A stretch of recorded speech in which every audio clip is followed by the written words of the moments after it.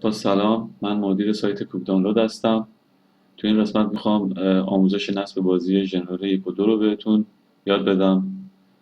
وارد پوشه بازی میشین که قبلا دانلود کردین.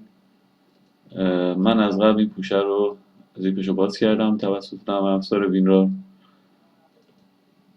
ستاپ، یس، صفحه نصب بازی بالا میاد. نکس رو میزنین. مسیر پیشورز بازی درایو سی هست. من این مسیر رو عوض میکنم، بهتره که عوض کنین چون درایو سی ویندوز هست. حالا میتونین به غیر از درایو سی هر درایوی دوست دارین بذارین، دی یا ای یا اف. اوکی رو میزنم. نکس. زبان پیشورز بازی روسی است. من تبدیل به انگلیس میکنم، انگلیش. نکس. نکس. شارت کات آن دسکتاپ، این تیکه باید فعال باشه. آیکون بازی رو دسکتاپ میندازه. اینستا. و منتظر میمونیم بازی نصب بشه. اینجا میبینید که نصب بازی داره به اتمام میرسه.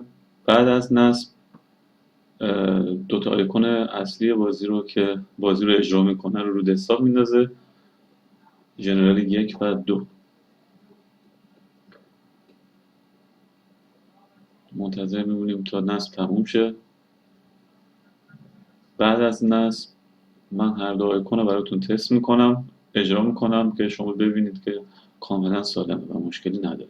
دوستان عزیزی گفتن که مشکل داره، میتونن این آموزش رو ببینن. ژنرال 1.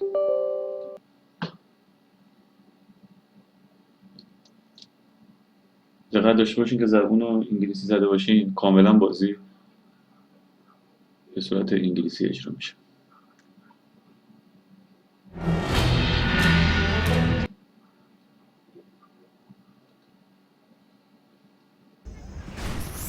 خب، از این بازی خارج میشم و این هم آیکون بازی ژنرال 2 و هر دو بازی به راحتی اجرا میشه و زبانشون هم انگلیسی و مشکلی نداره. فقط دقت داشته باشین که زبان پیش‌فرض رو تغییر بدین تا مشکل برنخوره.